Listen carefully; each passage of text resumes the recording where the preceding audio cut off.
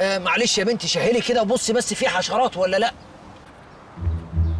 من عيني.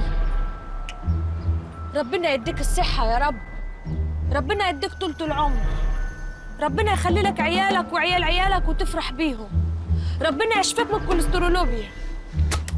ايه دوا؟ مش تاخد بالك يا حاج من الحاجات اللي بتقع منك دي؟ اتفضل.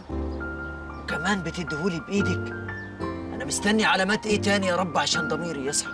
اسمعيني يا بنتي، انا مش سواق ميكروباص ومش رايح الجيزه، واقول لك على الكبيره ما عنديش كوليستروفوبيا.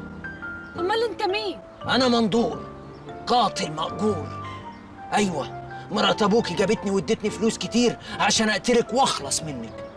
مرات ابويا انا عايزه تقتلني؟ وانت ما طلعت سواق ميكروباص وطلعت قاتل مأجور؟ وكمان مش رايح الجيزه؟ امال مين اللي هيوديني الجيزه؟